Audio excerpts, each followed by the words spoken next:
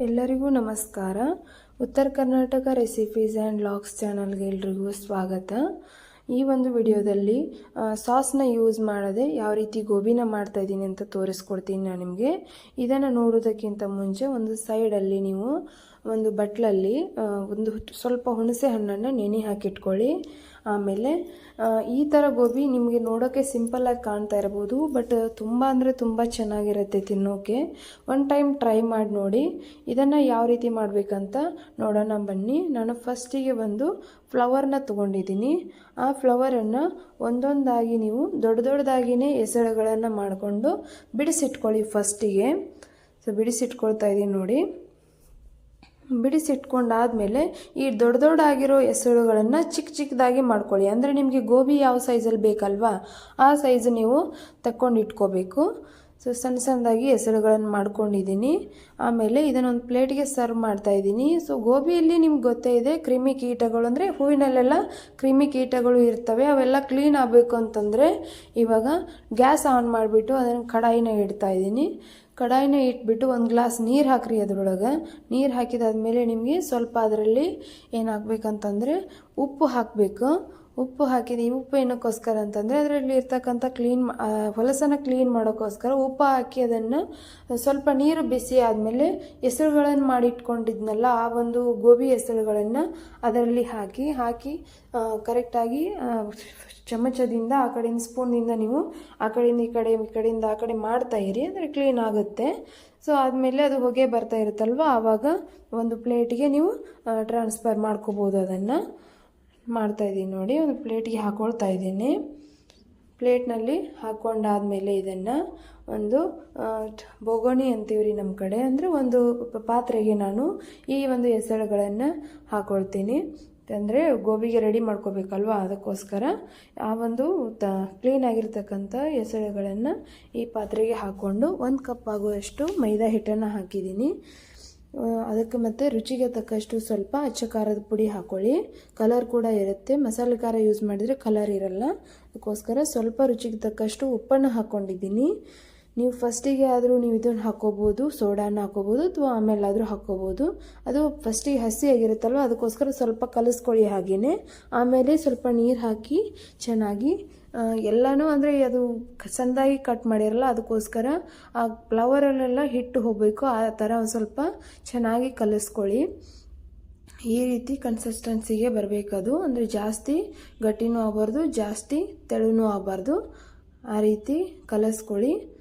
ಕಲಿಸ್ಕೊಂಡಾದ್ಮೇಲೆ ಅಂದರೆ ನಾನು ಆಮೇಲೆ ಹಾಕ್ತಾಯಿದ್ದೀನಿ ಸೋಡಾನ. ನೀವು ಫಸ್ಟಿಗೆ ಆದರೂ ಹಾಕ್ಬೋದು, ಆಮೇಲಾದರೂ ಹಾಕ್ಕೋಬೋದು. ಇವಾಗ ಗೋಬಿ ಮಾಡೋಣ ಬನ್ನಿ. ಇವಾಗ ಗ್ಯಾಸ್ ಆನ್ ಮಾಡಿ ಅದೇ ಕಡಾಯಿನ ಇಡ್ತಾಯಿದ್ದೀನಿ. ಇಟ್ಟು ಎಣ್ಣೆನ ಹಾಕ್ತೀನಿ. ಎಣ್ಣೆ ಬಿಸಿ ಆದ ನಂತರ ಇವಾಗ ಎಣ್ಣೆನ ಹಾಕ್ತಾಯಿದ್ದೀನಿ ನೋಡಿ.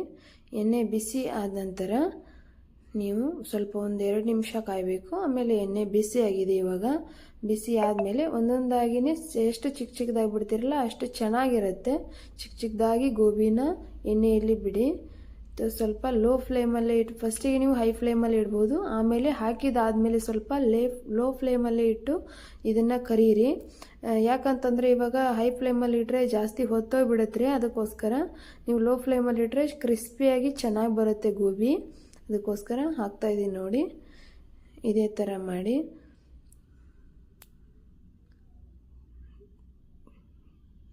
ಗುಳ್ಳೆಗಳು ಕಡಿಮೆ ಆದಂಗೆ ಕರಿತಾ ಇರುತ್ತೆ ಅದು.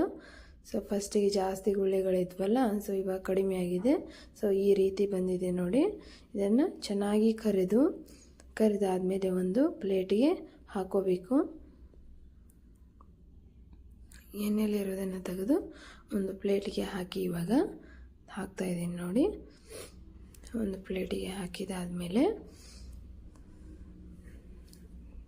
ಓಕೆ, ಹಾಕಿದಾದ್ಮೇಲೆ ಇವಾಗ ನಾವು ಒಗ್ಗರಣೆಗೆ ರೆಡಿ ಮಾಡ್ಕೊಳ್ಳೋಣ. ಒಗ್ಗರಣೆಗೆ ಏನೇನು ತೊಗೋಬೇಕು ಅಂತಂದರೆ ಜಸ್ಟ್ 1-2 ಮೆಣಸಿನ್ಕಾಯಿ, ಒಂದು ಚಿಕ್ಕದಾಗಿರೋ 2 ಈರುಳ್ಳಿನ ತೊಗೊಂಡಿದ್ದೀನಿ. ದೊಡ್ಡದಾಗಿದ್ದರೆ ಒಂದೇ ತೊಗೊಳ್ಳಿ.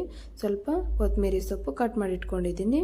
ಎಣ್ಣೆ ಹಾಕಿದ್ದೀನಿ. ಸ್ವಲ್ಪ ಜೀರಿಗೆ ಸಾಸಿವೆಯನ್ನು ಹಾಕಿದ್ದೀನಿ. ಚಟಪಟ ಅನ್ನಿಸ್ಕೊಳ್ಳಿ. ಅದನ್ನು ಚಟಪಟ ಅನ್ನಿಸ್ಕೊಂಡಾದ್ಮೇಲೆ ಕರಿಬೇವು ಕೂಡ ಹಾಕೋಬೋದು. ನಾನು ಕರಿಬೇವು ಹಾಕಿಲ್ಲ. ಇವಾಗ ಮೆಣಸಿನ್ಕಾಯಿ ಮತ್ತು ಈರುಳ್ಳಿಯನ್ನು ಹಾಕ್ತಾಯಿದ್ದೀನಿ. ಈ ಒಂದು ಈರುಳ್ಳಿ ಮತ್ತು ಮೆಣಸಿನ್ಕಾಯಿನ ಹಾಕಿದ ಸರಿಯಾಗಿ ಫ್ರೈ ಮಾಡ್ಕೊಳ್ಳಿ. ಫ್ರೈ ಅಂದರೆ ಇವಾಗ ಈರುಳ್ಳಿದು ಹಸಿ ಸ್ಮೆಲ್ ಹೋಗಬೇಕು, ಆ ರೀತಿ ಇದನ್ನು ಫ್ರೈ ಮಾಡ್ಕೋಬೇಕು. ಫ್ರೈ ಮಾಡ್ಕೊಳ್ತಾ ಇದ್ದೀನಿ ನೋಡಿ. ನಿಮ್ಗೆ ಎಣ್ಣೆ ಜಾಸ್ತಿ ಬೇಕು ಅಂತಂದರೆ ಜಾಸ್ತಿ ಹಾಕ್ಕೊಳ್ಳಿ. ನಾವು ಎಣ್ಣೆ ಕಡಿಮೆ ತಿಂತೀವಿ, ಅದಕ್ಕೋಸ್ಕರ ಎಣ್ಣೆ ಕಡಿಮೆ ಹಾಕಿದ್ದೀನಿ ನಾನು. ಜಾಸ್ತಿ ಬೇಕಂದ್ರೆ ಜಾಸ್ತಿ ಹಾಕೋಬೋದು, ಬಟ್ ಇಷ್ಟೇ ಸರಿ ಅನ್ಕೋತೀನಿ ನಾನು. ಸ್ವಲ್ಪ ಅರಿಶಿನ ಪುಡಿಯನ್ನು ಹಾಕ್ಕೊಳ್ತಾ ಇದ್ದೀನಿ. ಅರಿಶಿನ ಪುಡಿ ಜಾಸ್ತಿ ಹಾಕೋಕೋಬೇಡಿ, ಕಹಿ ಆಗಿಬಿಡುತ್ತೆ. ಅದಕ್ಕೋಸ್ಕರ ಎಷ್ಟು ಕಲರ್ ಬೇಕಲ್ಲ, ಅಂದರೆ ಆರೋಗ್ಯ ದೃಷ್ಟಿಯಿಂದ ಅರಿಶಿನ ಪುಡಿ ಒಳ್ಳೆಯದು ಅನ್ನೋಕ್ಕೋಸ್ಕರ ಹಾಕೋದು. ಸೊ ಜಾಸ್ತಿ ಆದರೆ ಅದು ಕಹಿ ಕಹಿ ಅಂತ ಆಗುತ್ತೆ. ಅದಕ್ಕೋಸ್ಕರ ಸ್ವಲ್ಪ ಖಾರದ ಪುಡಿಯನ್ನು ಹಾಕ್ಕೊಳ್ತಾ ಇದ್ದೀನಿ. ಮಸಾಲೆ ಖಾರ ಆದರೂ ಹಾಕ್ಕೊಳ್ಳಿ, ಅಥವಾ ನೀವು ಅಚ್ಚ ಖಾರದ ಪುಡಿ ಅಂದರೆ ಬಂಗಿ ಪುಡಿ ಅಂತ ಕರಿತೀವ್ರಿ ನಮ್ಮ ಕಡೆ, ಅದನ್ನಾದರೂ ಹಾಕ್ಕೋಬೋದು ನೀವು. ನಾನು ಮಸಾಲೆ ಖಾರ ಹಾಕ್ಕೊಂಡೀನಿ ರೀ. ಮಸಾಲೆ ಖಾರ ಅಂದರೆ ಫಸ್ಟಿಗೆ ಬೇರೆ ಖಾರ ಹಾಕ್ಕೊಂಡಿರ್ತೀವಿ, ಆಮೇಲೆ ಮೆಣಸಿನ್ಕಾಯಿ ಇದೊಂದು ಖಾರ, ಸ್ವಲ್ಪ ನೋಡಿ ಹಾಕ್ಕೊಡ್ರಿ ಖಾರನ.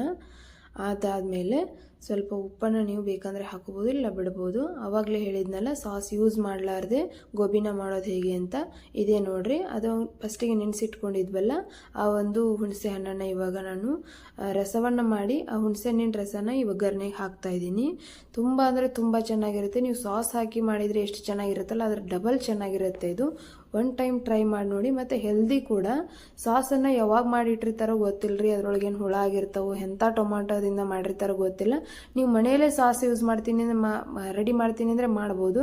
ಅದು ರೆಡಿ ಮಾಡೋಕ್ಕಂದ್ರೆ ಜಾಸ್ತಿ ಟೈಮ್ ಬೇಕಾಗತ್ತೆ ರೀ. ಅದಕ್ಕೋಸ್ಕರ ಇನ್ಸ್ಟಂಟಾಗಿ ನೀವು ಮಾಡ್ಕೊಳ್ಳೋರಿದ್ರಿಂದ ಸ್ವಲ್ಪ ಹುಣಸೆಹಣ್ಣು ನೆನೆ ಇಟ್ಕೊಂಡು ಅದನ್ನು ರಸವನ್ನಾಗಿ ಮಾಡಿ ಆಮೇಲೆ ಇದನ್ನು ಒಗ್ಗರಣೆಗೆ ಹಾಕೊಂಡ್ರೆ ತುಂಬ ಟೇಸ್ಟಿಯಾಗಿರುತ್ತೆ. ಒನ್ ಟೈಮ್ ಟ್ರೈ ಮಾಡಿ ನೋಡಿ. ನೋಡಿ ಎಷ್ಟು ಚೆನ್ನಾಗಿ ಬಂದಿದೆ ಅಂತ. ನೋಡೋಕ್ಕೆ ಸಿಂಪಲ್ಲಾಗಿ ಕಾಣ್ತಾ ಇದೆ, ಬಟ್ ಒನ್ ಟೈಮ್ ಮಾಡಿ ತಿಂದು ನೋಡಿದಾದ್ಮೇಲೆ ಅದರ ರುಚಿ ಗೊತ್ತಾಗೋದು. ನೋಡೋಕ್ಕೆ ಹೆಂಗೆ ಕಾಣುತ್ತೆ ಅನ್ನೋದು ಮುಖ್ಯ ಅಲ್ಲ, ತಿನ್ನೋಕೆ ಯಾವ ರೀತಿ ರುಚಿ ಇರುತ್ತೆ, ಅದು ಎಷ್ಟು ನಮಗೆ ಹೆಲ್ದಿಯಾಗಿರುತ್ತೆ ಅನ್ನೋದು ತುಂಬ ಅಂದರೆ ತುಂಬ ಇಂಪಾರ್ಟೆಂಟ್ ಆಗಿರುತ್ತೆ.